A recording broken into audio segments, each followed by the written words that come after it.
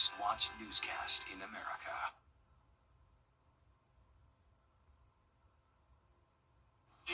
Right now on News Channel 6 at 7, an unreported meeting between South Carolina's governor and White House officials is coming to light. Why the meeting is causing concern. And accused killer Daniel Harmon pleads guilty. Now he learns his fate in an Aiken court. We'll have the decision from the judge as your News at 7 starts right now. Live from Television Park, this is WJBF News Channel 6 at 7. Well, good Friday evening to you. I'm Kim Vickers. Thank you so much for joining us. Our coverage you can count on begins with an unreported meeting between Governor... And it's time now for a quick check of your forecast with Chief Meteorologist Jenna Petracci. Jenna, just a nice warm day and more warm days coming. Yeah, loving it, Kim. It actually was a little bit cooler today, but still not nearly as cold as it was earlier this week when we had temperatures in the upper teens. We're definitely now seeing a warmer than normal end to the month of December. Here's our Terry Lambert Hyundai Skyview cam showing a lovely sunset in Aiken. And as for today's almanac, we had a low of 53 and a high of 66. But technically that high of 66 was actually reached around 3 o'clock in the morning, and then our low happened around sunrise. Once we got into the afternoon, we were actually right around average, made it to around 61. Current temperatures are in the upper 40s to low 50s, 48 in Augusta, 46 in Aiken, Gibson you're at 51, and 53 in Lincolnton. The dew points are very low in the 20s and 30s, so dry air is in place with winds coming out of the west only up to around 8 miles per hour. We are occasionally seeing gusts still up to around 20 miles per hour, but no more wind advisories. Earlier today, it was definitely very breezy as that cold front pushed through. For the rest of your evening, we're going to stay in the 40s, so above freezing for now, but we will drop a little bit below freezing tomorrow morning with a low of 30, and then warming up to 68 on Sunday before we drop back off to 58 on Monday. I'll have a look at your Christmas Day forecast coming up, and back to you, Kim. All right, Jenna, thank you. An update now to a murder case. News Channel 6 has been following. The Richmond County Sheriff's Office is investigating 2 of its own officers. According to Chief Louis Blanchard, 2 deputies did not meet the high standards established under Sheriff Brantley's administration. This was determined after a routine internal auditing process in which supervisors review body cam footage. No word on how long the investigation will take. Today, Georgia's Public Service Commission is coming up. An investigation is underway in North Carolina after a deadly plane crash. We'll have the latest when we return. It's Friday.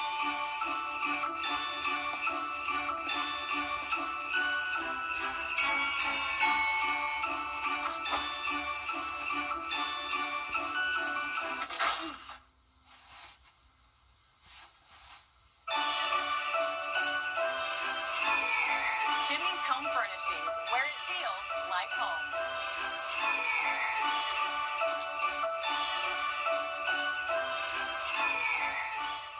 Sweaters make The National Transportation Safety Board investigators are sifting through the wreckage of the business jet that crashed yesterday in Statesville, North Carolina. Jen Cardone has the latest on the investigation. Friday marked day 1 of NTSB coming out here to investigate the scene. We're told the NTSB is a separate entity that investigates accidents just like this one. They work to determine probable cause and do not assign blame. Officials say the plane took off around 10:05 a.m., about 10 minutes prior to the accident on Thursday. It departed runway 28. It took a left turn to the west, followed by a left turn back to the east, right back here to the airport about 5 minutes after takeoff. We're told that the aircraft landed about 1,100 feet from the runway threshold, coming in contact with trees and a fence, eventually resting near the runway. On scene, officials say they were able to retrieve the cockpit voice recorder, CBR, that is headed back to D.C. They say this flight did not have a flight data recorder, but neither were required in this plane. Right now, officials say they're unable to verify who was flying the aircraft, and 3 of the occupants had a pilot's license. They're unaware of a Mayday call and unaware if there was an issue with the plane. Officials say they understand how deeply tied these families are to our community and know it's even tougher this close to the holidays. On behalf of the NTSB, I want to express our most sincere condolences to the families and loved ones who lost their lives in this terrible tragedy. We know those on board were deeply rooted in this community, and we know it's especially tough on the families this time of year in this community. So you will be in our hearts, our thoughts, and our prayers during this time. Right now, there are 3 groups investigating: the systems, which is looking at components of the airplane; the power plants, examining engines; an operations document looking at the history of the flight crew members' training and certifications. The NTSB is asking for photos, videos, debris, or any witnesses to contact them at witnesses@ntsb.gov. The NTSB says we can expect a preliminary report in the next 30 days, but that final report may not come out for 12 to 18 months. In the meantime, the Statesville Regional Airport is closed, and there is no estimate on when it will reopen. Reporting in Statesville, Jen Cardone. The loss of former NASCAR racer Greg Biffle is being felt in areas that were severely impacted by Hurricane Helene. Outside of driving, people knew Biffle for his humanitarian work, including in the weeks after Hurricane Helene destroyed parts of western North Carolina. He used his own helicopter to fly aid missions in the region, delivering supplies to families and rescue crews. He's being remembered now by some of the people he helped. If he hadn't taken the initiative to start flying in to help people, then I feel like we would have been setting still with no help for many days after the storm. The storm left thousands of trees down everywhere, including mine. We had 2 oak trees fall through our house. And lo and behold, we didn't have no chainsaws. And so Greg brought in a slew of chainsaws. Greg was one of the very first ones to come in with the first load of generators we had during Hurricane Helene. And he would, after that day, he kind of got an idea of what we needed, went back, gathered more supplies, come back. Actually did that for 3 or 4 days. Officials say that Biffle delivered supplies to people in need in conjunction with rescue crews. They say his leadership inspired others to also step up and help in the wake of the storm. Tributes continue to pour in for Biffle and his family, but we're also learning about the 3 others killed in the accident. The NASCAR community is taking time to remember Craig Wadsworth, who had a long career in the sport. Andy Weber reports. Craig Wadsworth has been described as a NASCAR legend who drove motor coaches for several big-time NASCAR drivers. He most recently worked as Greg Biffle's personal assistant. Oh my God, I just can't believe this. Craig was like family to us. Retired NASCAR driver Kenny Walls posted this 10-minute video to his Facebook page in the hours after a plane crash in Statesville that killed 7. In addition to NASCAR Hall of Fame nominee Greg Biffle and his family, victims included Craig Wadsworth. Walls told his followers Wadsworth drove his motor coach for 6 years. Kim and I would, land at the NASCAR tracks, and Craig was always there to pick us up, and he'd take us to the motorhome, and we'd walk up in there, and Kim was spoiled. Craig would cut fresh cut flowers and have them in a vase for Kim. He remembered Craig as a man who lived by the phrase, no drama. He recalled the conversation they had while racing at Richmond. I said, you never complained. There's never nothing wrong. Craig could do anything. And Craig Wadsworth looked at me and he said, Herman, there's no drama. I got it handled. Another retired driver, Michael Waltrip, posted this video of Wadsworth, saying he always put others ahead of himself. Also aboard the plane were father and son Dennis and Jack Dutton. Dennis, who had flown for Delta Airlines, was described by friends as the kind of man who would do anything for anyone. Jack was a Huff High School graduate who was studying at Auburn and shared a passion for flying. Andy Weber. High pressure moves in, and that means we will have a sunny and mild weekend, then warming up for Christmas Day with the sunshine sticking around. I'll have your full Vapor 6 forecast when we return. The greatest stories often start small. A quiet beginning to something much bigger. At SRP, they'll help you take the driver's seat in life, giving you the confidence to move forward and the support to stand on your own, wherever the road may lead. SRP is here for you, for what you plan and what you never see coming.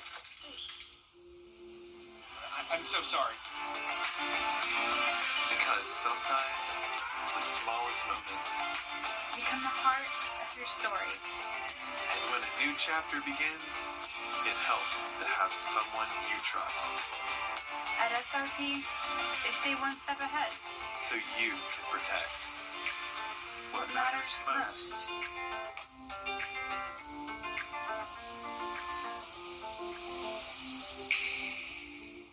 Merry Christmas from Whole Life Christian Bookstore.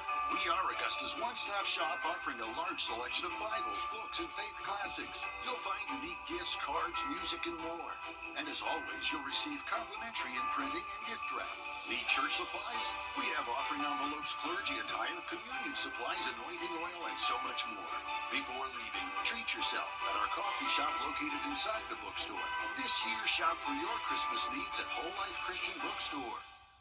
The holidays are here, so get a jump on your shopping list and come see us in historic Waynesboro, Georgia. Waynesboro's vibrant downtown is filled with quaint storefronts featuring unique gifts, home decor, and the latest trends in clothing. And when you're ready for a bite to eat, Waynesboro has something that is sure to satisfy every craving. Holiday shopping and enjoying special events throughout the season are a great way for the entire family to enjoy the holiday spirit. So come see us in Waynesboro, Burke County for your holiday shopping.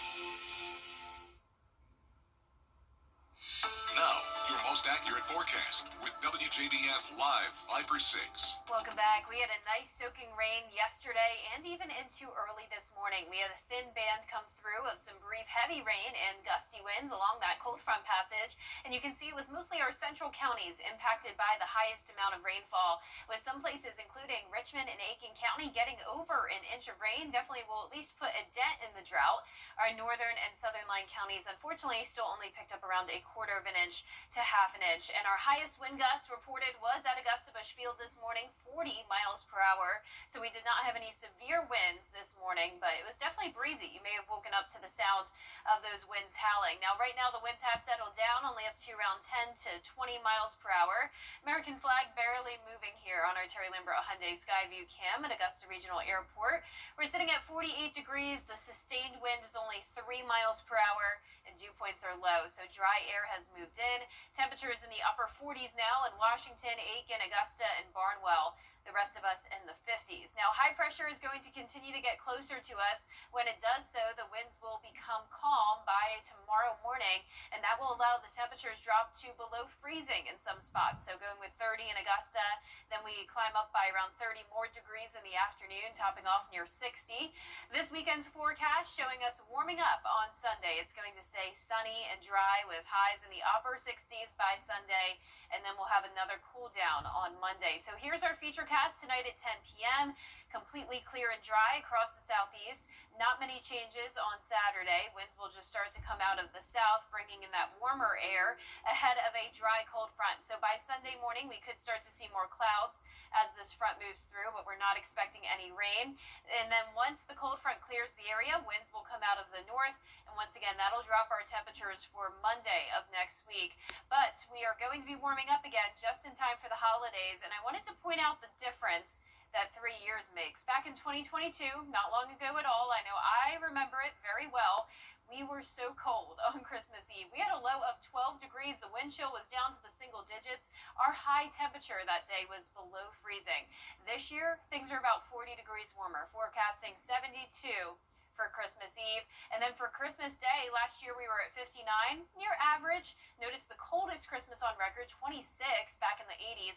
The warmest, 81, not too long ago in 2015. Now, we're not going to be in the 80s, but I am expecting highs in the low 70s this Christmas, lows in the mid-40s, and it's going to stay sunny and dry. We're even expecting a warmer than normal New Year's Eve and New Year's Day, so ringing in the new year with these above-average temperatures all across the southeast. So it doesn't look like we're cooling down anytime soon, but we will be cooling down tonight to around 30 to 32.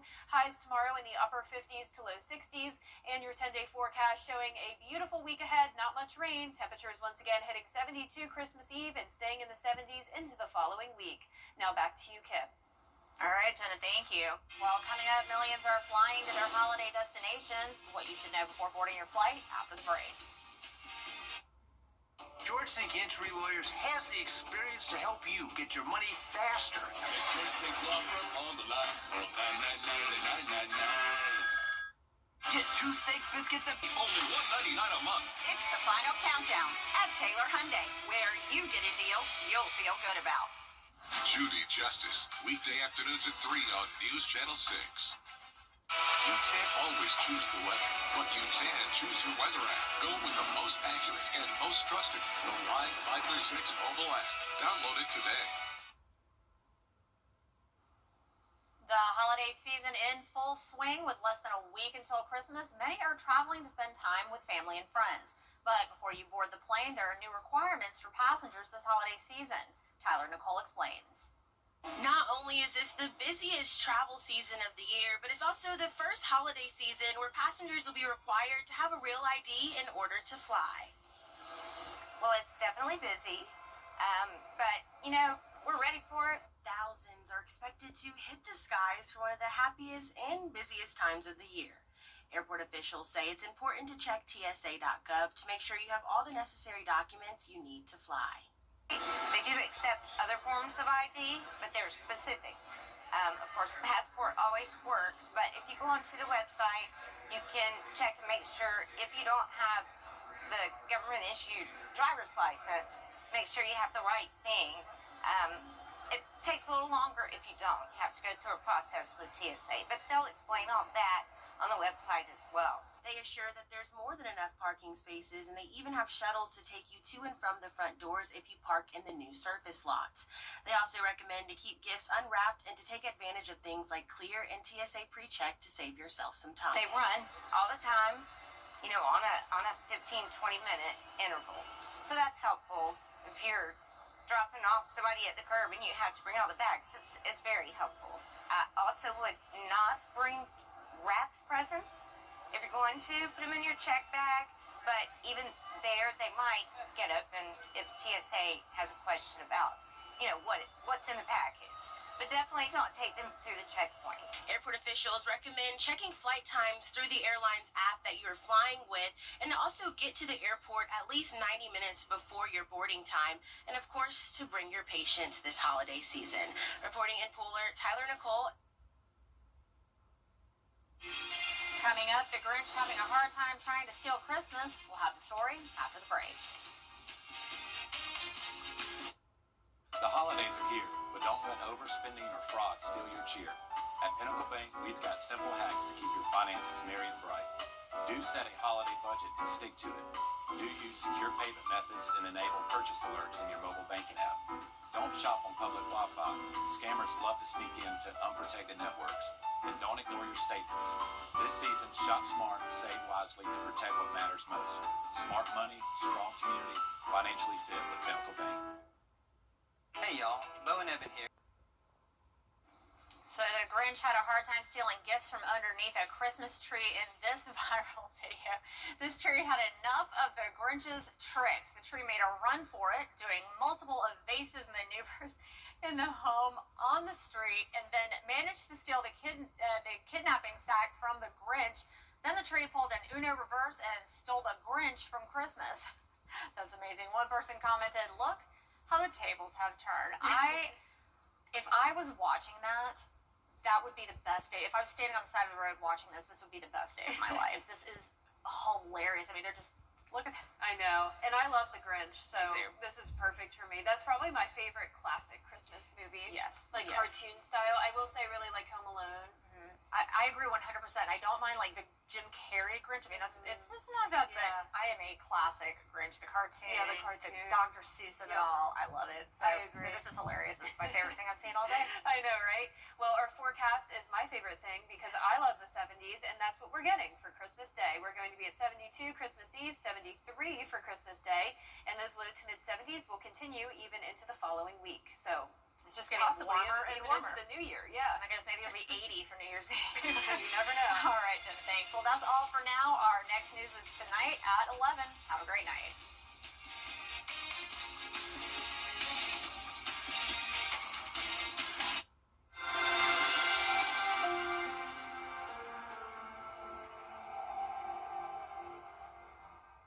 I'm Mike Costello.